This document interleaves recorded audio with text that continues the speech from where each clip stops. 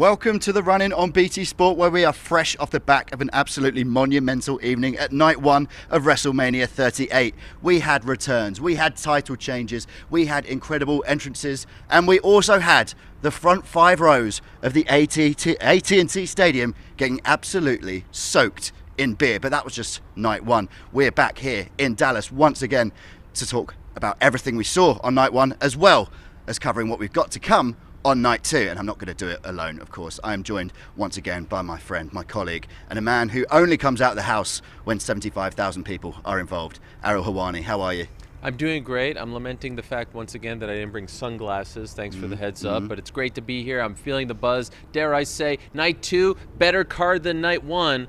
But night 1 was pretty fantastic. There's a lot to live up to tonight. I absolutely agree. I think when I came into this week, I was looking at night 1 thinking, okay, it's a nice little hors d'oeuvre, it's a nice little taster.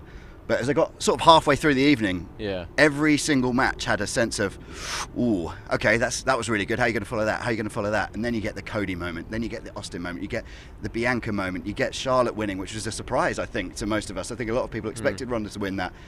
It's really set an incredibly high bar for the weekend, hasn't it? Yeah, not to mention Drew McIntyre ruining the ropes. That was incredible. Probably no, I'm kidding. Logan Paul, how dare you forget about Logan Paul? I mean, well, I was going to lead on to it. We are going to get to him, but yes, it just kept building.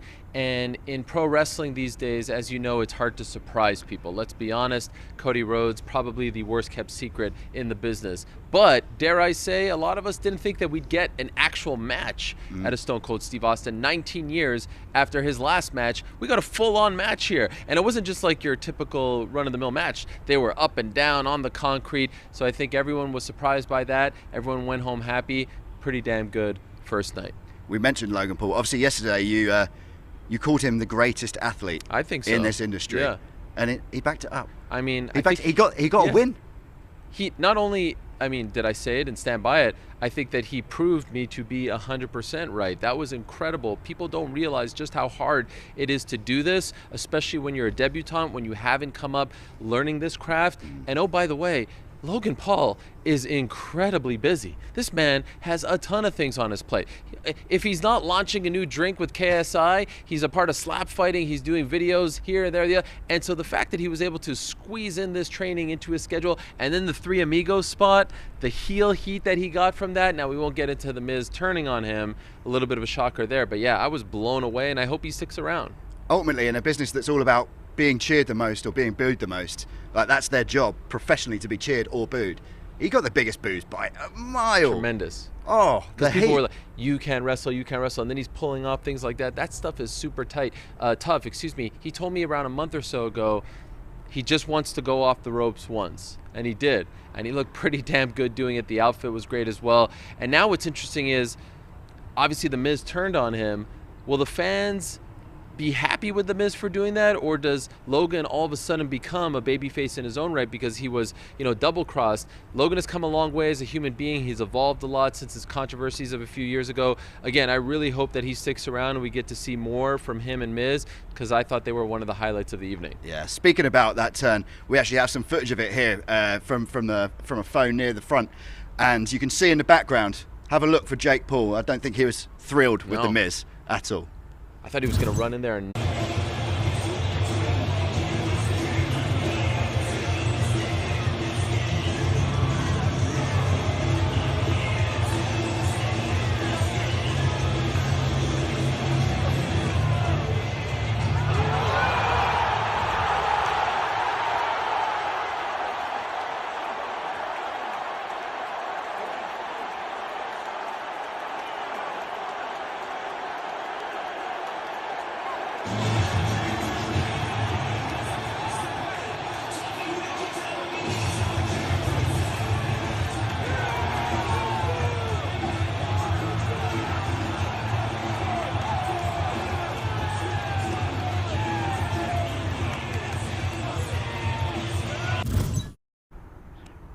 Wow, what expert camera work. I wonder who could possibly have had seats that good, but expertise that vast and broad and brilliant to film that moment.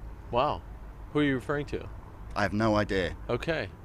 But I would just say that I think The Miz is pretty damn lucky that Jake didn't jump over the guardrail and knock him out with the same right hand that he knocked out Tyron Woodley not that long ago. The Paul brothers are box office. By the way, Jake was cutting promos outside before the event as well. Perhaps we now see Paul brother tag team, instant heat. One of the best. I think they could challenge for the belts right away. All right, let's move on to Becky versus Bianca. Obviously, you spoke to Becky beforehand. We had Montez Ford here yesterday. You possibly upset him by suggesting that Bianca his prediction was win. wrong. I said Becky was going to crumble at the pressure that Bianca was going to bring away. I thought Becky was not even on the same level as Bianca. I hope you don't run the clip of Montez saying he didn't think his wife was going to win, because I was spot on and I was a little embarrassed for him. You spoke to Bianca afterwards, after her incredible victory, and it's fair to say she was quite emotional about the situation. This year was more about redemption. It was more personal, and this was my first time being in front of a full crowd at WrestleMania. It's the most people I've ever performed in front of, and it was the fans that have been riding with me since SummerSlam. So to be able to hold this title up after the match and celebrate with all those fans, I couldn't ask for a better night. Considering all of that, were you a little more nervous this time around? I was nervous, so nervous. You know, I thought I did it last year, right? So I thought, oh, it should be easier this year. No, I was more nervous this year. I think, you know, it's just because it was more personal, and I wasn't just trying to prove myself. I had a lot to lose. I had more to lose this year, and I knew what it felt like to be champion and have that title taken from me. So I wanted to have that feeling again of what it felt like to be champion and not let everyone down that has been cheering for me since SummerSlam. So it was definitely a whole lot more nerve-wracking, but that's WrestleMania. It's the grandest stage of them all. It's a stupendous night. So it's always going to be super nerve-wracking and nervous, but I was nervous, but I wasn't scared. So that's the key there. Did you sense from Bianca there that it was almost like relief? She spoke of how nervous she was, how it was more nerve-wracking than the last WrestleMania. Did you sense relief almost as much as there was kind of jubilance? 100%, because last year at this time, as you know, she was winning the belt for the first time, and you don't know what that experience is. Once you've been champion for several months like she was, you want to get it back. That adds pressure. You want to right the wrong from SummerSlam. Back in August, everyone was so upset about the 26-second finish and all that stuff. And so, yes, I think she wanted to top her performance from last year. I think she wanted to get the belt back. I think she wanted to exercise those demons. And I think she did all of it. Number one, how about that entrance? That was just incredible. About to say. The entrance was amazing. And then she had the shiner on her eye. I mean, that thing was almost closed shut. Very impressive performance from Bianca Belair. Both those entrances were incredible. And I think for Bianca, it was almost, in a bizarre way, like WrestleMania is this separate thing from the wrestling, from everything they do in the ring. You've got to have that moment where you are the star. And we've seen the Four Horsewomen hold that spot in the women's division for so long. And it's kind of, you're waiting for someone to come in and put themselves in that category, in that tier. But you need the star power that those other four have. And Bianca obviously is newer to the industry and has had title reigns already and great moments already and WrestleMania main events last year already. But not quite in that kind of superstar tier that Becky is. When she came out, you thought, oh my God, that's the most famous looking person I've ever seen in my life. Yeah. And Bianca comes out and I just thought, wow, she's owned it. 75,000 people in there, absolutely captivated. And that's the kind of thing that you build that fandom and superstardom off of, isn't it? Yeah, couldn't agree more. She looks like a star. She acts like a star. She's an incredible athlete. People have been talking about her being one of the best athletes, male or female, on the roster. And you know, it's interesting. It's perhaps a lesson in patience for the fans.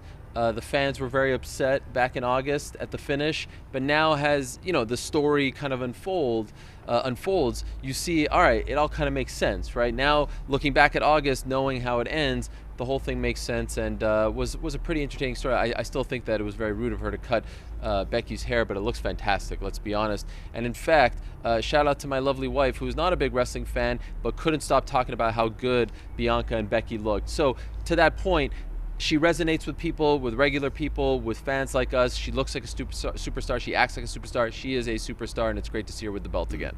I think in ring as well, a lot of people were saying that was probably the match of the night. I thought so. Who called that? Who predicted that? Who said that was the people's main event? I don't know. I you forget. Say everything's a people's main event. I forget. No, listen. Yeah, I don't throw around that title very loosely. When I say it's the people's main event, you want to know why she was nervous? because I anointed them the people's main event. That's a whole other level of pressure, if you ask me, bigger than a WrestleMania main event. So, look, they delivered, as they always do, and now there's some pressure on the night 2 combatants, because I think that there were a lot of great performances on Saturday night. All right, from the people's main event, let's talk the actual main event, and the thing that sent the crowd home happy, nearly blew the enormous, massive roof off that there AT&T stadium. It's a hard thing to say. I've said AT&T Stadium wrong twice now. No Steve Austin coming back for the KO show, and then his first match in 19 years, an actual match. And it wasn't just him coming and doing a stunner and 1 minute later getting the pinfall. He had an actual falls count anywhere. No, not falls count. No holds barred match. Yeah. It's difficult. No disqualification, falls count anywhere. They're all the same. They're all the same. They're all the same.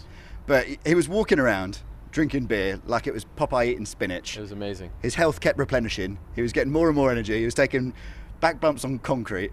It was just incredible to see, wasn't it? And something that I personally never thought we'd see from Austin again. No, and I felt honored to be there, right? Like you felt like you were watching something special, historic. 19 years, that's a lifetime. There were kids in attendance on Saturday who were teenagers who weren't born the last time he had a match, of course, against The Rock way back in the day. And so for him to come back and look like that, we all thought, all right, is it just going to be like an interview segment, maybe a stunner, maybe a little schmaz, if you will, but not an actual match where they're going all over the arena on the concrete. He looked fantastic. I wonder if he sticks around. Maybe he returns for another big pay-per-view, SummerSlam, etc. But if I can also say, obviously we all love Stone Cold. He's a legend. It was an honor to be there, especially in Texas. There was a part of me, of course, Kevin Owens and I are now new best friends, who felt a sense of pride to see a young man from Marieville, Quebec, Canada, of all places. That isn't a big town, let me assure you. Main eventing WrestleMania with Stone Cold, knowing what Stone Cold meant to Kevin Owens as a youngster coming up, for him to have that moment, to be involved in that moment, was pretty damn special, and a reminder that dreams do come true. Don't, limit your dreams. Shoot for the stars. Look at Kevin Owens last night. I don't think in a million years he would have expected that 20 years ago, and he got his moment. So that was pretty amazing. Kevin Owens got to do a stunner on Stone Cold Steve Austin in the main event of WrestleMania. I mean, what do you think he was thinking when he was doing that? You know what I mean? Like that, this guy, man, I mean, like you would think he died and went to heaven. It was incredible, truly incredible. This man went up to Stone Cold at an airport 20 years ago and said, "Can you give me advice? I'm a young indie wrestler." And Stone Cold said, "Don't stop running your mouth." And look where that mouth got him. Pretty amazing. It was. And like you said, it really, truly felt like a privilege to be in there, particularly when you hung around for long enough to see Byron Saxton taking a stunner like an absolute champ. Again, he's Rock-esque with those bumps. He did it a couple years ago. They got to do it again. Yeah, it was amazing. I'd love to know how many beers. If I can nitpick about one thing, am I allowed to nitpick, or do we have to? Please do. If I could just nitpick, if that was the plan the whole time, why didn't they promote it as a match this whole time? That was my only gripe.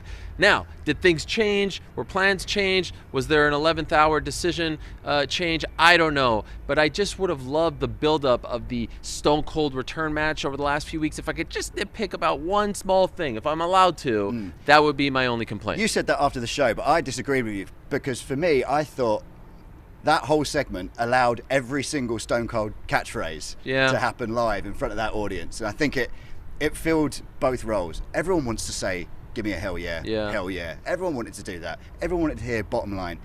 He could have done it in a promo walking up the ramp, but we got an Austin segment and a match, and we got the pop of, I'll have that match. Woo!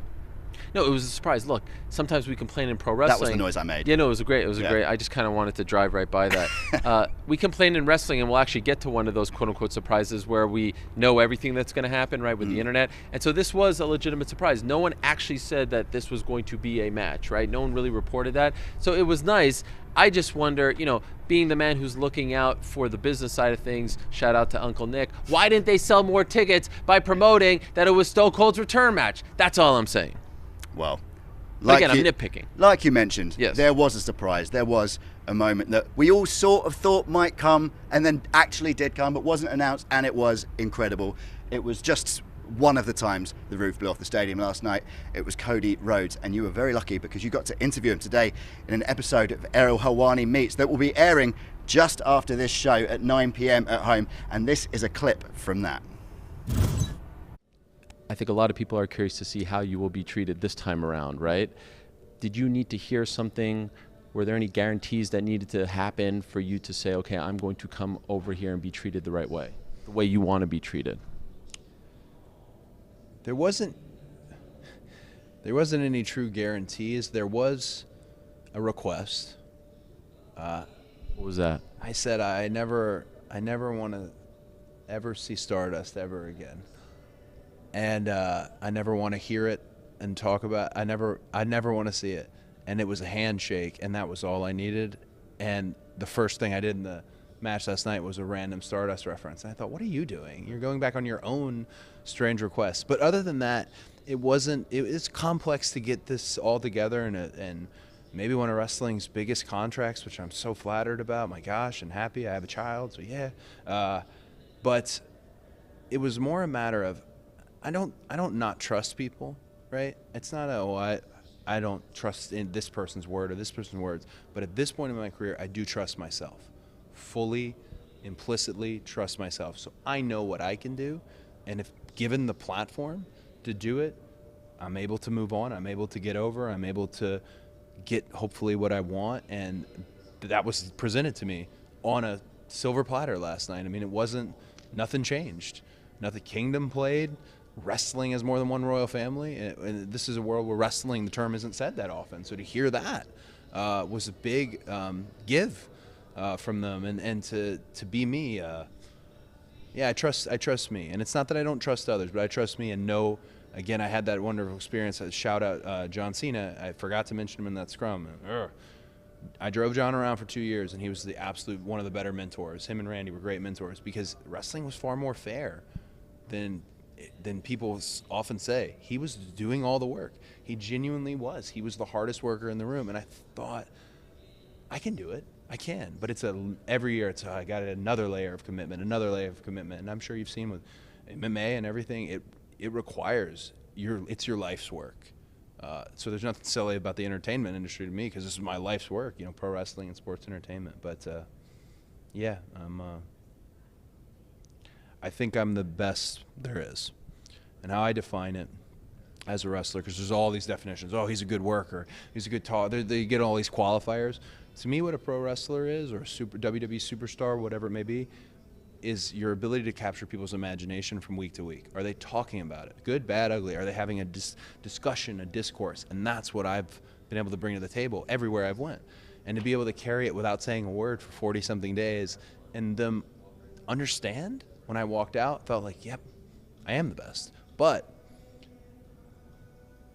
Roman and Brock are wrestling for the best, if that makes any sense. Tonight, they're wrestling for the best, what matters the most, and a title that never was on a Rhodes. And not saying any more than that, but just I think my intentions are probably clear as to what I'd like. And it's one thing if it's unobtained, but I don't want it to go unsaid.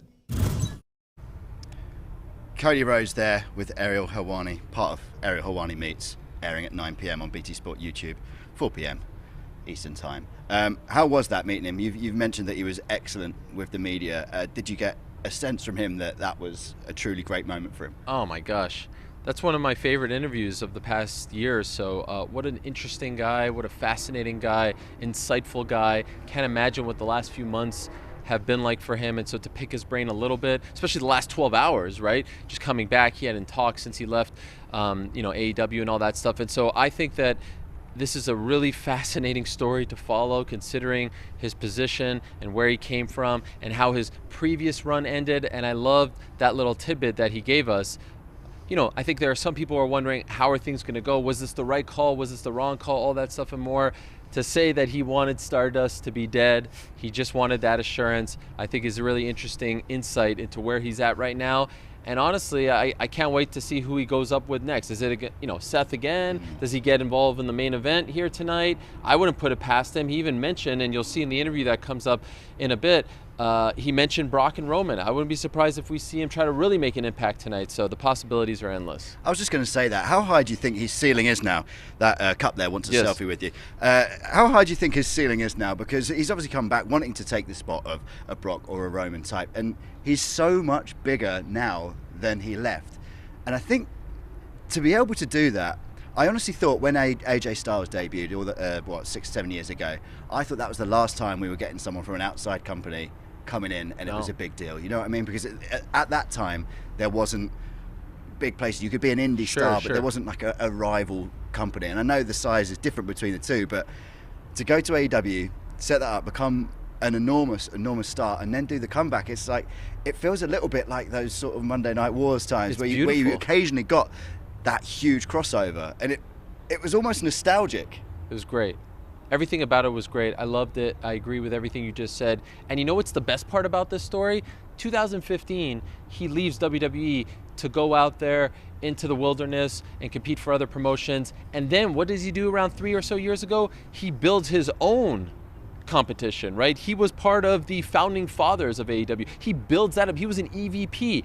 And so he builds that competition. And not only does it help the business because it creates competition, it creates leverage, it allows for guys to come from here, to go through that forbidden door and go there and get paid and create leverage and momentum and all that stuff. He uses that same leverage and momentum to then create a situation where he comes back, quote unquote, home, gets a big payday, gets everything that he wants, and now is infinitely more popular and powerful than he was when he left 7 years ago. That right there is an incredible legacy to have, even if it ends today. Amazing that he created the competition and used that competition that he built in order to go over and get a payday. And I always like to look at WWE's digital numbers on things like this, things that we'd say probably hardcore wrestling fans, right? We read all the rumors, we know all the news, we know what happens on the internet. I always like to see, right, how did that actually relate? How did that actually relate in the real world? Or are we in this bubble? And I was looking at all the numbers, and Cody's been on everything. They did backstage videos, they did sort of reaction videos, they just put his entrance out, the surprise moment. They're all in millions and millions of views. And for those guys in there that have made the decisions to bring him back and put him on whatever money they've put him on, they must see that and think, right, he wasn't lying in those conversations. He is a huge star now, and we can make real business, real money, real storylines with him. And if I could add two more things, there was a lot of belly aching about should he show up before, should he show up a month ago, 2 months ago, 2 weeks ago. I love the idea of us all kind of knowing that he was showing up, but you had to watch last night to see him on WWE television for the first time. What would you have done if it wasn't him? What would you have done if the music went and... No, this was great. Like, I saw people saying, oh, they're going to play this and play that. No, give the people what they want. Reminded me of the CM Punk return back in August. Everyone knows, but then when you actually see it, it feels big, it's exciting, you're ready for it.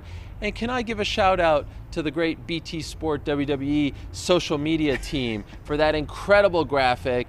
Cody Rhodes is hashtag WWE with the wink, wink, nudge, nudge. Last I checked, 100,000 likes. It broke the internet. It was the #1 viral piece of content on social media last night, bigger than anything that anyone was doing, including WWE. So shout out to the best social media team in the business. I'll give them the old pat on the back, even though Rob refuses to.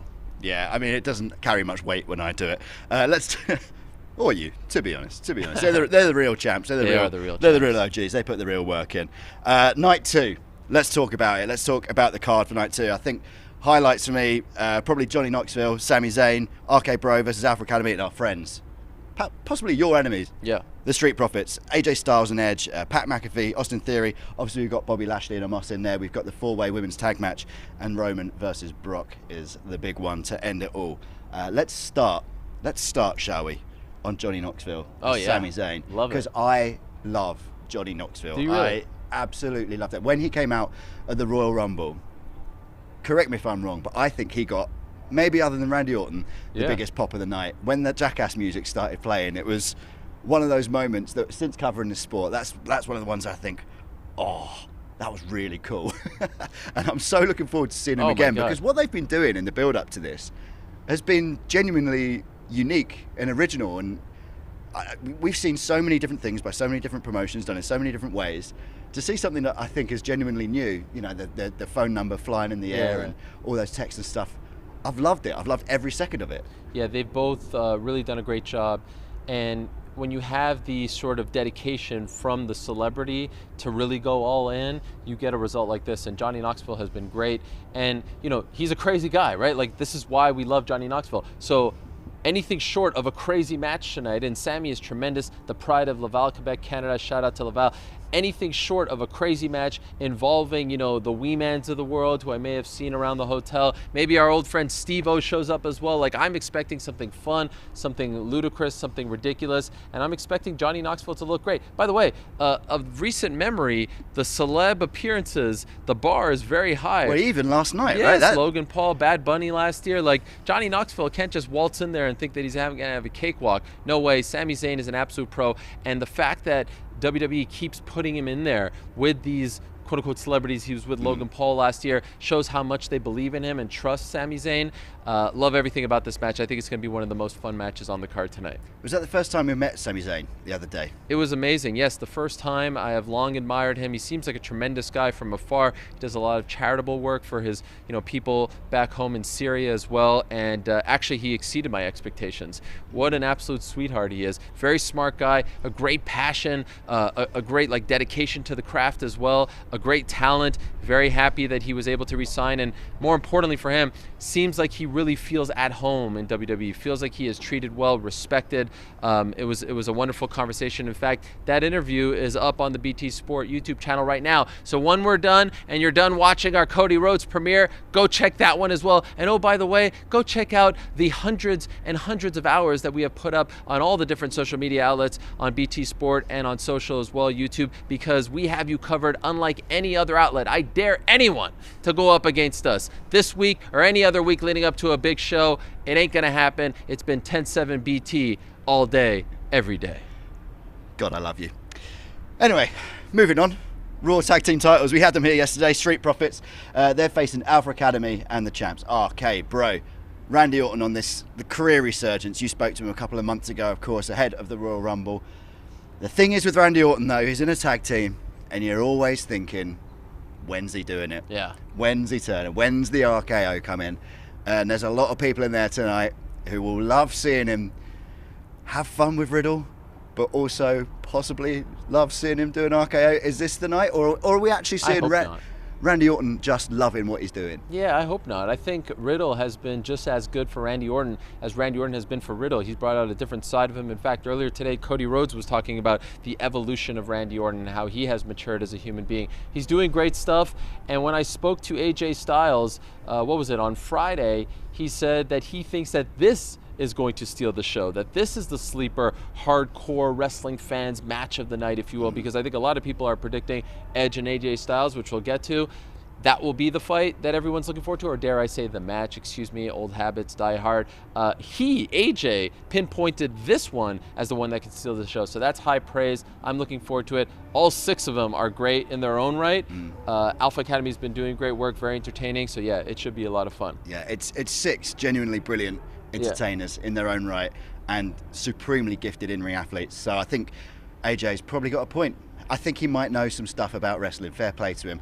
Speaking of the man himself, AJ Styles versus Edge, the match that we here at BT manifested. No, thank you. Nothing. He didn't give me a thank you. He almost seemed like taken aback by the request. We made that match happen, did we not? You were there. We manifested it. We put it into the. No one was talking about it before. No one, especially not them, who had both mentioned that they might be each other's dream opponents. No. It was definitely the BT Sport rub. It'd be nice to get a shout out on the broadcast. Michael Cole, if you're listening, Jimmy Smith, whoever's doing that one, just give us a shout. BT, you don't have to say me personally, but just BT Sport would be nice. BT Sport box office, you want to shout them out too, even nicer. It's going to be, I think, the purists match, right? This is the one for the. Everybody's looking forward to it because it's AJ Styles. Everybody's looking forward to it because it's Edge. It's been well built, and Edge is doing something that's so interesting for someone at his stage of his career to do, because everyone loves Edge, and he's managed to find a way to get booed. Now, I don't know, with the hardcore fans that go to WrestleMania, do you think, even with the change of the music, the change in the character, everything is done everywhere, we saw him at the Hall of Fame shutting down the cheers for him as well, do you think he's going to manage to get a good, proper booing? No, absolutely not. People want to cheer for Edge.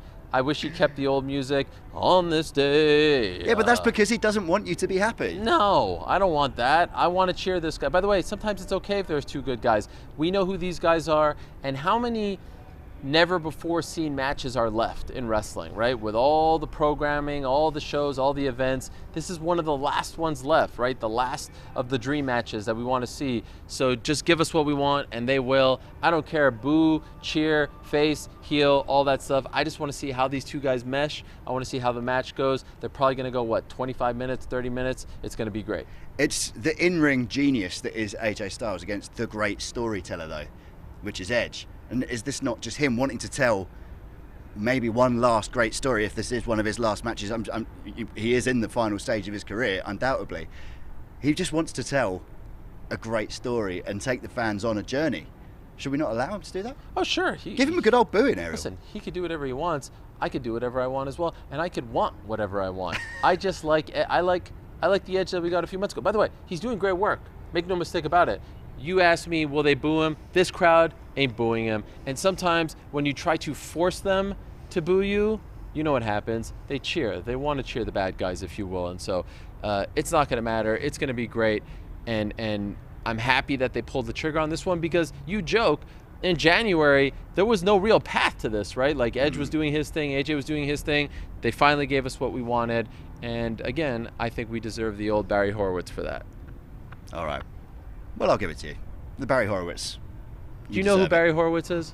Are you familiar with his work? Yes. One of the all-time great characters in the history of pro wrestling. He would always go up. You know, the new fans. I'm not for you. I know you're, 22, 23? I'm talking to the new fans out there. Angelic. There was a guy who would walk into the ring and pat himself on the back. And so when I say Barry Horowitz, I'm referencing that legend who, by the way, deserves his own freaking wing in the Hall of Fame. What the heck is taking so long, Vinnie Mac? All right, then. You're talking about pats on the back. Wow. I'm talking about pats in the ring. Pat McAfee. That's good Austin work. Theory. Pat McAfee, by the way, when we went to SmackDown on Friday, got the biggest reaction of anybody there. He has become supremely popular. He has become a superstar in his own right. He does everything he wants, and he's excellent at everything he wants to be. And I'm really, really looking forward to this match. And I know you have a love-hate relationship with the man you call Patrick. But what's your thoughts on this one? Can I shoot with you for a second? Absolutely. Can I shoot? Yes. I believed in Patrick before he believed in himself.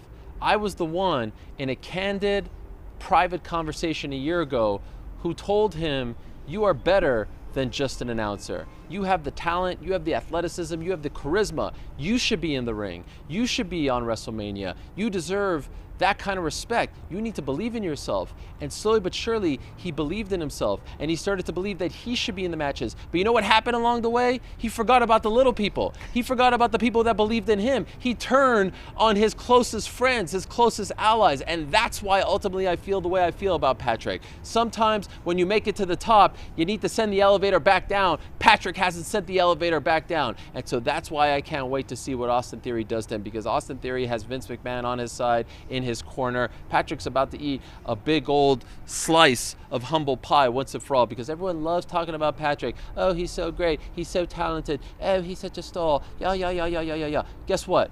Guess what, Patrick? People like me, we believed in you before you believed in yourself. It's time you get that humble pie. You get a 1, 2, 3 on your back. Austin wins, and maybe next week on SmackDown, you'll be a little more, dare I say, old school Patrick, normal guy, man of the people. That was beautiful. You see what I'm trying to say? True Helwani. No, that's not Helwani. That's real Wani. Real right? Wani. Yeah, that's real Wani. That's shoot Wani, okay? That's me telling it like it is. Enough of all these accolades, all these pats on the back for Patrick. I'm tired of it. He ain't that great, all right? Trust me, I know. I was by his side before any of you were, and look how he treats me. Hasn't had me on his show in like 4 or 5 months. 4 or 5 months. Where's the calls? Where's the text? I'll show you my text messages right now. It's all blue. You know what that means? Blue message, blue message, blue message. Do you know what that means? I actually have an Android, so no. It's one-way traffic. I'm texting, I'm reaching out, nothing. He sold out. You sold out, Patrick. Shame on you. All you have to do, Ariel, is get Vince on MMA Hour, get him to put you in a match in WrestleMania. I could get Vince on MMA Hour. We're too big. There I got he other is. people to talk to. There he is. 10-7s all over the place from Helwani. But if I'm going to shoot with you, Sure. I think Austin Theory has been incredibly promising in what we've seen recently. He is generating legitimate reactions from people. The Vince stuff is a great thing to be involved in, and this match is going to be probably one of the ones that I think that captures the attention of the crowd in there gonna be more great. than what anyone would anticipate. The heat has been amazing. The feud has been amazing. The storyline was really good. I think they pulled it off really well. And you know what I loved about Friday night? Friday night was great because you saw Austin get his revenge, right? He took him off his feet as he's dancing to the Shinsuke Nakamura music, and they didn't have them touch. It's kind of old school, right? Yeah. You know, back in the day, Hogan, Andre, they would never touch each other, and then you wanted to see them in the ring, the irresistible force meeting the immovable object. And so I like the fact that they haven't been too physical with each other, and I think that will build to the anticipation. And yeah, I mean, as far as like crowd reaction is concerned, this is going to be up there with any other match on this card except for maybe the main event. Speaking of, let's talk We're about just the big flowing. one. I mean, it's just Let's like talk one about the big segue one. after the next. The tagline is the biggest WrestleMania match of all time. Yeah. Now, given that last night closed with Stone Cold Steve Austin and his music playing for probably 15 minutes and everyone getting was great. stunned and beer thrown over them, it's going to be incredibly difficult to follow that. But this story has worked its way into something really quite incredible. Given when we've seen WrestleMania matches between these two before, WrestleMania main events between these two before, there's been times when Roman's not actually been the guy that people want to see there, not been that popular. There's been times when Brock, because he was a part-timer, people didn't really want to see him there. This has now managed to manifest itself in a situation where we've got the first big WrestleMania back, the 75,000 people in attendance in this huge stadium after the 2 years that we've had, the final match of an incredible 2 nights, both titles on the line, and both men at the peak of their popularity. Brock, so much more popular and watchable than I think he's ever been. He's always played a role. He's always been incredibly athletic and drawn money, and he's been legitimate and has caused interest. But now it's every time he's on TV, you want to see everything he does. Roman Reigns has been like that since the middle of the pandemic. He's been like that since he created this tribal chief character, since he aligned with your pal, Paul Heyman. It's meant to be the biggest WrestleMania match of all time. Who knows? You don't know till it's finished. But it certainly feels an occasion appropriate of this event. Yeah, 2 of the biggest names in the history of the business. They've been here before. And, you know, let's be honest, we've seen these 2 guys go up against each other, but never in this iteration, right? With Paul, Roman's side, Brock, the way he's been, getting to see his personality shine, getting to see a lighter side of him, getting to see him fly solo has been really interesting as well. And then you add title versus title, right? Undisputed championship essentially on the line. That's a really big deal. I have thrown out my sort of dream of The Rock showing up at some point to build to the next, because I'm always building to the next one. I'm not living in the moment. I'm thinking about building. I'm thinking about the future. I'm thinking about planting seeds. But as far as a main event, I mean, you could do a lot worse than this one. This is a really special one, and you're curious to see how Paul, you know, gets involved, if he gets involved. You know, again, does Cody get involved? Does Rock show up? There's a lot of different ifs involved in this matchup. And with Brock, you know, to do this, little known fact, I don't know if you've ever heard this from me, I was at Brock's debut back in March of 2002. Did I mention this yesterday? I may or may not have. You weren't listening. I did. That was a test. Anyway, it's been 20 years on top for Brock Lesnar. He's not listening to me. He can hardly hear me. 20 years on top, and here he is, main eventing WrestleMania. Say what you will about this guy. Pretty damn impressive. And to see now a whole new fresh coat of paint on his persona, also equally impressive if you ask me. Did it surprise you when he started embracing it? When he came out as Cowboy Brock, Cardigan Yeah. Brock, Forklift Brock, Dungarees Brock? Did it surprise you? A little bit at first, but then when you start to talk to people who actually know him, i.e. Paul Heyman, they say, this is the guy that, you know, I've known forever. And Paul said something to me on Wednesday when he was on my show that, you know, made me go like, yeah, you know what? He's right. This is actually closer to the Brock Lesnar that we saw in the UFC when he was flying solo and just had to be himself, as opposed to the Brock Lesnar that we have seen in WWE. Lest we forget the infamous UFC 100 post-fight interview after he beat Frank Mir. That Brock Lesnar, if you go back and listen to that, a lot closer to this Brock Lesnar that we're seeing now. So old school UFC fans may recognize this guy, and it's nice to see him bring him out in WWE world. Thoughts on the unified titles? I love it. I'm not a fan of having 2 belts. In fact, I would unify all the belts. I think the less belts, the better. Makes them more important. I understand there are 2 shows. I have long said that I'm not a big fan of the brand split. I like Raw, SmackDown, great, but I say just mix and match and don't have people beholden to certain shows. So if they actually stick with this and unify and make it one belt, that champion to me feels a hell of a lot bigger and more powerful. So I'd be down with them taking a break from Universal and WWE Championship and just have one undisputed belt. One of my favorite pay-per-views of all time is when Chris Jericho, way back in the day at Armageddon, put the belts all together, the WCW World Heavyweight Championship, and there was one unified, undisputed champ. I don't know if you know this, but I was there at WrestleMania 18 in Toronto. You did mention that. I do remember you saying that. Yeah, okay, that. I was just making sure. Yeah. And he went up against Triple H and all that stuff. Just wanted to plug that one for no particular reason. And so, yes, to answer your question, I'm a fan of it, and I believe you are as well, right? Big time. Yeah. Big time. I mean, this comes from both of us working in fight sports, though. Too many titles in boxing, right? Yes. 100%. That's a great think analogy. One is always more important, and it feels, to use the term literally, undisputed then, doesn't it? There's no which championship means more, which one's bigger, who's the bigger champion. It's just, there's your fans there again. Goes. You've got so many cups asking That's you for actually selfies. not my cup. My cup is in my back pocket. I've had it here the entire time. That's the pro that I am. But I agree What a 100%. magic trick. Yes, I agree 100% with what you're saying. And oh, by the way, you know what? If you're the champ, you should work both shows. Yeah, right? Exactly. That's part of it, right? That's why you get the big money, because you're the champ. Yes. That's the privilege. I agree. And makes you the biggest star. Can I ask, who do you think wins? I actually genuinely don't know, because I think Brock is on the cusp of such popularity. Right. Such a wave of attention and popularity and interest. And it's WrestleMania, right? So you sort of hope that you get the happy ending. I think he's very much the face in this. He's the one people want to win. But Roman Reigns, like you mentioned, you allude to who might come down afterwards, who's next, what's next. Roman Reigns is going to be the face of this company for another 10 years. He also has a very famous cousin. Oh my gosh. Next year's WrestleMania is in Los Angeles. I You've get asked Paul Heyman about it before. We also have Cody Rhodes, who's overnight come back and become 10 times the star he was last time he was here. There's got to be something for him. I don't know.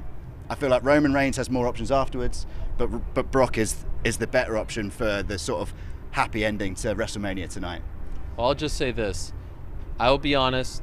I scoffed at the notion that this was the biggest WrestleMania of all time. I'm a wrestling historian. I've seen them all. I've watched them all.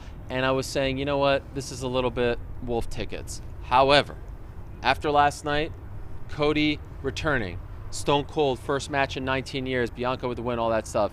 If this night ends with Roman Reigns winning, beating Brock Lesnar, Paul Heyman screwed, whatever, and as he's celebrating, hands in the air, dun dun dun dun dun dun dun dun dun dun dun dun, and then the music stops, and it's "If You Smell What the Rock Is Cooking," and you don't have to say much. Maybe a face-to-face. I'll see you in SoFi. I'll see you next year in La La Land. Golly, I mean, it will then be the biggest weekend in the history of this business. Would you call it the most stupendous two-night event in WrestleMania history? It'd be a bigger word than stupendous. What's bigger than stupendous? Super duper stupendous. I mean, whatever it is, it's that. If it ends like that, and again, I don't want to hinge all my feelings on this one moment, because I feel like we've been talking about The Rock, SummerSlam, Survivor Series, Royal Rumble. This feels like the time to do it. Reminiscent of Rock and Cena way back in the day when they built to the following year. I mean, everyone's looking at that. Family, who in fact is the real head of the table, who in fact is the real tribal chief. Oh my God. And by the way, Rock's been posting a lot the last couple of days, working out this and that. I think that's a later gram. I think he's in Dallas. I think he's here in Texas. Oh my God. I mean, do you not feel that? Do you feel the chills going up and down your spine when I talk about this? I can feel the electricity, but I have sat through 2 episodes of The Run-In with you, Ariel, and unfortunately, that is the end of this one, because in just 3 minutes' time, the people are going to get to watch Ariel Helwani meet Cody Rhodes. So, thank you so much. Spoiling everyone. So much. Spoiling everyone. For this week. It's been emotional. What a week it's been. WrestleMania week. It feels like WrestleMania again. And tonight, of course, it's night 2 of WrestleMania 38, which you can watch on BT Sport Box Office. Go to www.bt.com/sport box office for more information on how to buy that. Ariel, all that's left is to say goodbye. It's been a blast. It's been a blast. Whirlwind. I say we get this over with. We need to hear from the American Nightmare. Absolutely. The American Nightmare, well, this has been my dream come true. Ha! What a week! And I got to spend it with him. And I got to spend it with you guys. Enjoy WrestleMania.